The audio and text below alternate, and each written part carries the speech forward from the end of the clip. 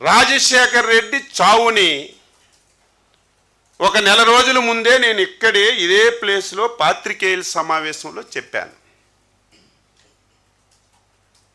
రాజశేఖర్ రెడ్డి యొక్క మరణంలో అనుమానాలు ఉన్నాయి. ఇందులో జగన్మోహన్ రెడ్డి గారి యొక్క పాత్ర ఉంది అని చెప్పి ఆ రోజు ఉన్నటువంటి కాంగ్రెస్ నాయకులందరూ మాట్లాడారు. ఆ రోజు బొత్స సత్యబాబు గారు కూడా మాట్లాడారు. నేను మాట్లాడితే ఆయన ఏడ్చాడు. ఎందుకు ఏడ్చాడో నాకు ఈ రోజుకి అర్థం కావడం లేదు. నేనేం తప్పు మాట్లాడానా?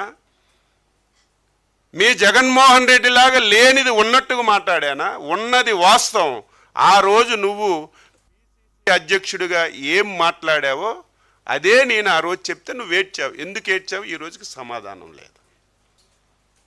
ఎంత మోసం, దగ, ఎంత కుట్ర, ఎంత దౌర్భాగ్యంగా వ్యవహరిస్తున్నాడు ఎగ్జాంపుల్ ఆ రోజు నువ్వే. నా తండ్రి సావుకి రిలయన్స్ గ్రూప్ అధినేత ముఖేష్ అంబానీ గారని చెప్పి నువ్వే చెప్పావు. ఆంధ్ర రాష్ట్రంలో ఉన్నటువంటి రిలయన్స్ సంస్థలన్నింటి మీద మీ వాళ్ళందరినీ పంపించి దాడులు చేశావు.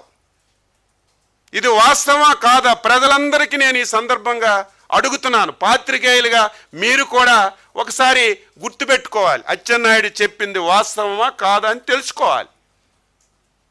నువ్వే రిలయన్స్ వాళ్ళ పాత్ర ఉందని చెప్పి దాడులు చేయించి, నానా యాతన చేయించి, నువ్వు అధికారంలోకి వచ్చిన తర్వాత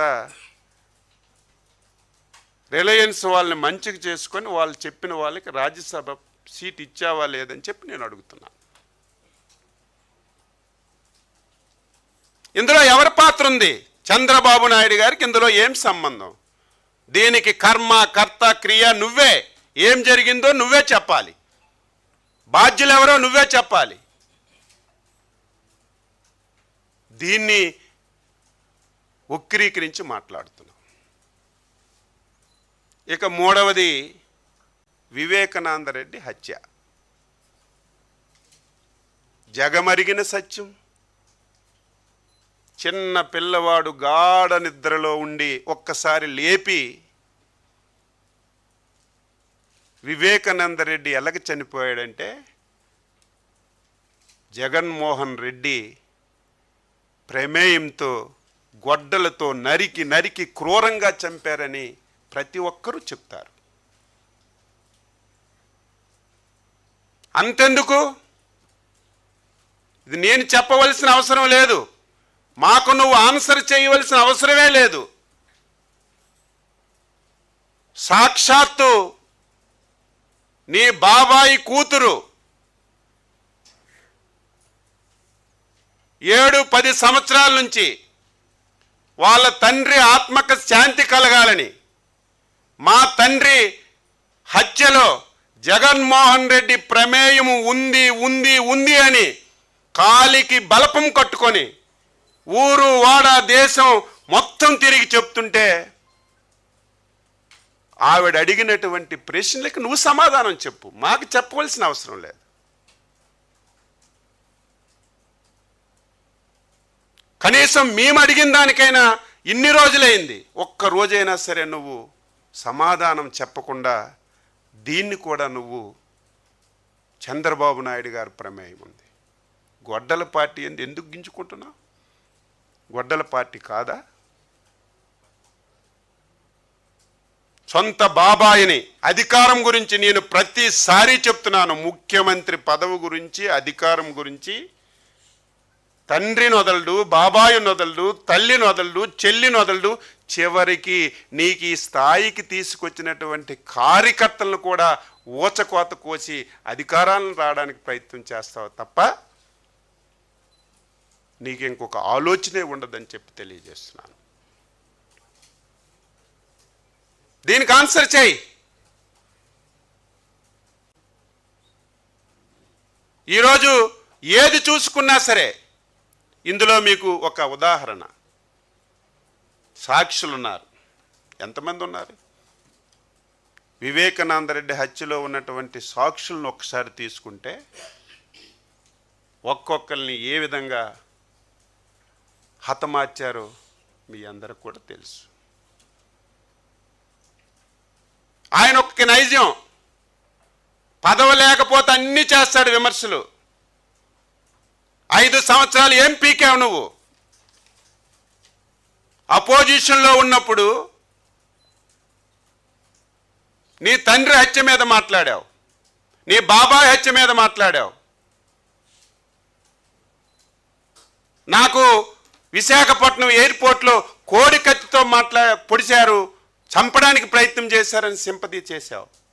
గులకరాయితో కొట్టించుకున్నావు. ఒక్క రోజైనా సరే నువ్వు ఈ విషయాల మీద మాట్లాడి ఏవైనా సరే చర్యలు తీసుకున్నావని అడుగుతున్నాను. అధికారం లేనప్పుడు మాట్లాడడం, అధికారం వచ్చిన తర్వాత కనీసం దాని గురించి మాట్లాడకపోవడం ఆయన యొక్క నైజం అని చెప్పి తెలియజేస్తున్నాను. ఇష్టానుసారంగా మాట్లాడుతున్నాడు. వంగవీటి రంగా గారిని చంపిన దాంట్లో చంద్రబాబు నాయుడు ఉన్నాడని నేను అడుగుతున్నాను. ఆన్సర్ చేయి. ప్రథమ ముద్దాయి కొడుకు, ప్రథమ ముద్దాయి చనిపోయాడు, కొడుకు ఎక్కడున్నాడు? ఏ పార్టీలో ఉన్నాడు? ప్రతిరోజు నువ్వు వారంకి ఒకసారి బెంగళూరు వెళ్ళి వస్తున్నప్పుడు నీకు దిగబెట్టడానికి, ఆహ్వానించడానికి ఎవరు ప్రధానంగా వస్తున్నారు? ఆన్సర్. అంటే ఏది పడితే అది మాట్లాడతామంటే ప్రజలు విశ్వసిస్తారా, నమ్ముతారని చెప్పి నేను అడుగుతున్నాను.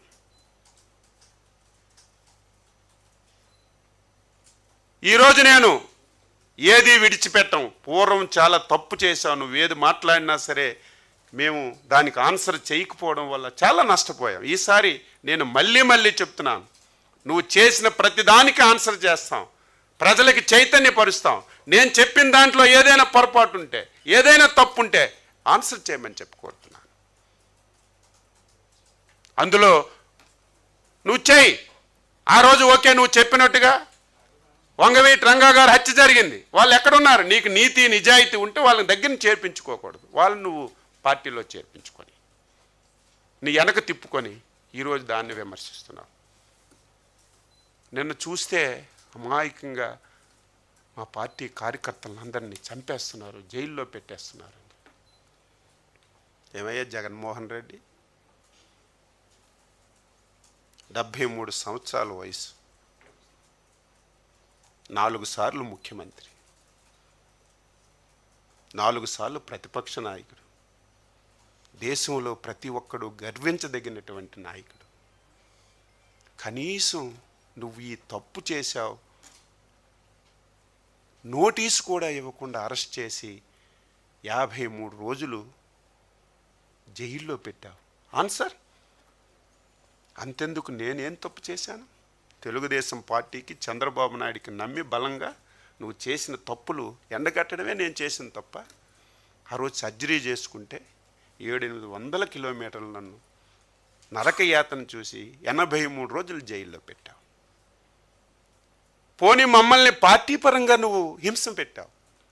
నీ ఫ్యాను గుర్తు మీద గెలిచినటువంటి రఘురామరాజును కూడా చిత్రహింసలు చేసి, కస్టోడియల్ టార్చర్ చేసి ఆయన్ని జైల్లోనే చంపాలని ప్రయత్నం చేశావు. ఆ రోజు భగవంతుడి దయ, అందరి దయతో హైకోర్టు, సుప్రీంకోర్టు, మిలిటరీ హాస్పిటల్స్ అన్నీ యాక్టివేట్ అయ్యారు కాబట్టే ఆ రోజు రఘురామరాజు బతికాడు తప్ప లేకపోతే రఘురామరాజు బతికే పరిస్థితి లేదు. ఏ ఒక్కరిని వదిలేవు. ఈరోజు గగ్గోలు పెడుతున్నాం, మా నాయకుల మీద కేసు ఎవరి మీద పెట్టారు? మా నుంచి కూడా, మా కార్యకర్తల నుంచి కూడా చాలా ప్రజలు వస్తున్నా సరే ముఖ్యమంత్రి గారు ఒకటే మాట, హింసకి హింస ప్రతి సమాధానం కాదు, చర్యకు ప్రతి చర్య సమాధానం కాదు. ప్రజల్ని చైతన్యపరుద్దాం, 10 కార్యక్రమాలు మంచివి చేసి ప్రజల్లో అభిమానం పొందుతాం తప్ప వాళ్ళలాగా మనం చేస్తే బాగోదని 2 సంవత్సరాలుగా ఎక్కడ కూడా ఎటువంటి కార్యక్రమాలు లేకుండా ప్రశాంతంగా ముందుకు తీసుకెళ్తున్న విషయాన్ని ఒకసారి మీ అందరికి కూడా గుర్తు చేస్తున్నాను. సోషల్ మీడియా గురించి మాట్లాడాడు. ఏమండి, మీరు ఆన్సర్ చేయాలి కదా. ప్రశ్నలు వేయాలి కదా. సోషల్ మీడియా గురించి మాట్లాడే నైతిక హక్కు ఆ వ్యక్తికి ఉందా? ఎవరిని వదిలావు? ఏ ఒక్కరినైనా వదిలేవా సోషల్ మీడియాలో? జడ్జీలను వదలలేదు, రాజకీయ పార్టీలను వదలలేదు, రాజకీయ నాయకులను వదలలేదు. ఎంతెందుకు? నీకు జన్మనిచ్చినటువంటి నీ తల్లిని వదలలేదు, నీతో రక్తం పంచుకున్నటువంటి నీ చెల్లిని వదలలేదు. ఏ ఒక్కరిని కూడా సోషల్ మీడియాలో వదలకుండా నరక యాతన చూపించినటువంటి నువ్వు సోషల్ మీడియా గురించి మాట్లాడుతున్నావు. పాపం రంగనాయకమ్మ ఏం పెట్టింది? ఒక పోస్ట్ ఫార్వర్డ్ చేస్తే ఆవిడికి ఎంత హింస పెట్టారు. సీనియర్ జర్నలిస్టులకు ఇబ్బంది పెట్టారు. విశాఖపట్నంలో ఒక ఆయనకి కర్నూలు వాళ్ళకి తీసుకెళ్ళి మొత్తం తిప్పితే గుండెపోటు వచ్చి చనిపోయాడు. 5 సంవత్సరాల్లో నువ్వు చేసినటువంటి అరాచకాలు ఇంత అంతా కాదు. ఏ ఒక్కరిని వదలలేదు. డాక్టర్ గారు నిన్నటికే 5 సంవత్సరాలు అయింది. సుధాకర్ డాక్టర్ ఏమడిగాడు? మాస్క్ అడిగితే చంపేశారు. పిచ్చోడు పెట్టి రోడ్డు మీద మొత్తం చంపి, సభ్య సమాజం అసహించుకునే విధంగా ఒక డాక్టర్ని నడి రోడ్డు మీద చంపేశారు. మా రేపల్లి కాన్స్టిట్యున్సీలో గౌడు, బలహీన వర్గాలకు చెందిన వ్యక్తి అమర్నాథ్ గౌడ్ ఏం చేశాడు? మా అక్కకి అల్లర పెడుతున్నారని అడిగితే పెట్రోల్ పోసి నోట్లో గుడ్డలు పెట్టి, ఇంత క్రూరత్వం ఎక్కడైనా సరే ఉందా? మానవ సమాజంలో ఎక్కడైనా సరే ఇటువంటి క్రూరత్వాలు ఉన్నాయా? నీ హయాంలో, నీ నాయకత్వంలో నోట్లో గుడ్డ పెట్టి పెట్రోల్ పోసి అమర్నాథ్ గౌడ్ని చంపేశారు. సలాం కుటుంబం ఏం చేశారు? దొంగతనం చూపితే మొత్తం అందరూ కూడా ట్రైన్ కింద పడి ఆత్మహత్య చేసుకున్నారు. మాట్లాడితే నిన్న సినిమాలు కూడా చూపించారు, మా కార్యకర్తలు చంపేస్తున్నారని. సిగ్గుందా నీకు? 5 సంవత్సరాలు కోత కోచావు. హరిజన గిరిజన బడుగు బలహీన వర్గాల్ని నడి రోడ్డు మీద నరికి పడేశావు. నందం సుబ్బయ్య ఏం చేశాడు? బీసీ నాయకులందరినీ మొత్తం నరికి మొత్తం కార్యకర్తల యొక్క ప్రాణాలు మొత్తం తీసినటువంటి నువ్వు ఈ రకంగా మాట్లాడుతున్నావు. ఒక్కటైనా వాస్తవం ఉందో చెప్పండి. పచ్చి అబద్ధాలు. నేను చెప్పింది ఒక్కటైనా తప్పుంటే మీరు కూడా ప్రశ్నించండి. రాజారెడ్డి నుంచి వివేకానంద రెడ్డి వరకు ప్రతి సావులో నువ్వు లబ్ధిదారుడు. లబ్ధి పొందింది నువ్వే. మాట్లాడితే చచ్చిపోనని చంపేడు, మళ్ళీ శవం దగ్గరికి వెళ్ళి ఏడ్చీడు, అయ్యయ్యో నాకు ఎవరు లేరని చెప్పడం, ఇది నీకు ఒక అలవాటు అయిపోయింది. దీన్ని మేము పూర్తిగా ఎండ కడతామని చెప్పి తెలియజేస్తున్నాను. మావిగన్ ఇంకెన్ని రోజులు ప్రజలకు మభ్య పెడతావు? 5 సంవత్సరాలు అధికారంలో ఉన్నప్పుడు మావిగారు నీకు గుర్తులేదా? కనీసం భారత ప్రభుత్వం, భారత పార్లమెంట్లో, రాజ్యసభలో చట్టం చేసిన తర్వాత కూడా ఇంకా మావిగానని చెప్పి ప్రజలకు నువ్వు మభ్య పెడుతుంటే ఏమనాలి? నిన్ను సైకో అనాలా, పిచ్చివాడు అనాలా, ఏమనాలి? నాకే అర్థం కావటం లేదు.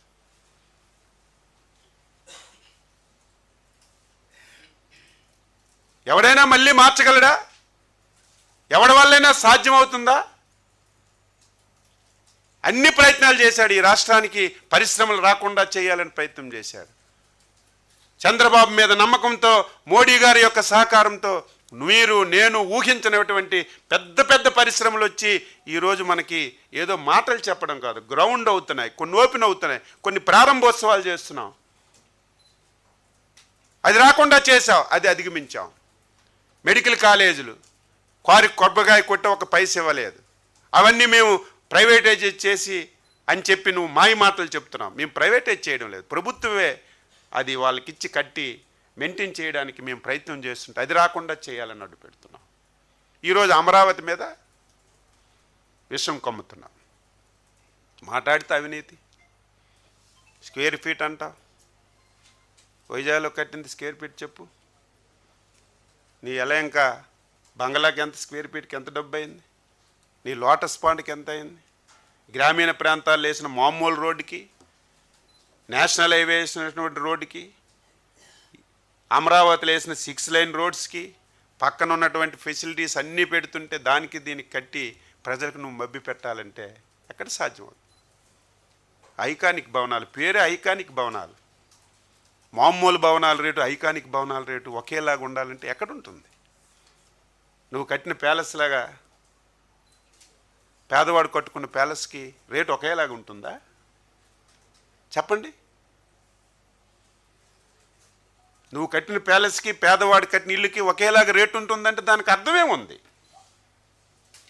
గ్రామీణ ప్రాంతాలు వేసిన రోడ్డుకి, నేషనల్ హైవే రోడ్డుకి, 4 లైన్స్ రోడ్డుకి, 6 లైన్స్ రోడ్డుకి పక్కన అన్ని ఫెసిలిటీస్, గ్యాస్ పైప్ లైన్స్ అన్నీ వేసినటువంటి రోడ్స్కి ఒకేలా కట్టి ప్రజల్లో అయోమయాన్ని క్రియేట్ చేస్తున్నాం. దాన్ని కూడా వదలం, అన్నీ చెప్తాం. ఇందులో ఎవరికి స్వార్థం లేదు. ఆంధ్ర రాష్ట్రానికి ఒక మంచి రాజధాని ఉండాలి. నేను మళ్ళీ మళ్ళీ చెప్తున్నాను, ఇది సెల్ఫ్ ఫైనాన్స్ ప్రాజెక్ట్. ఛాలెంజ్ చేసి అడుగుతున్నాను. ఒక్క అమరావతే కాదు, ఈ ఆంధ్ర రాష్ట్రంలో ఏ జిల్లాని మీరు తీసుకోండి, శరవేగంతో అభివృద్ధి జరుగుతుంది.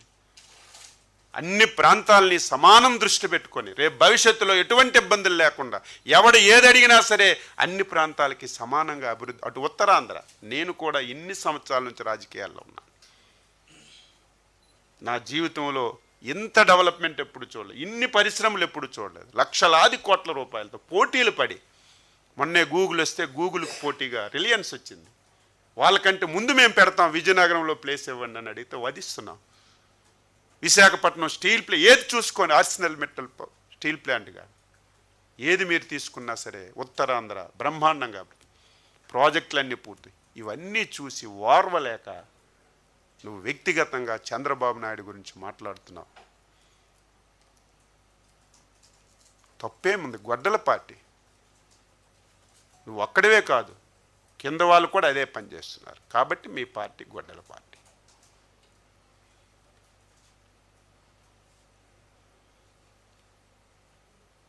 ప్రజలందరికీ ఒకటే కోరుతున్నాను, ప్రశ్నించాలి. మీరు కూడా ప్రతి విషయాన్ని మీరు తెలుసుకోవాలి.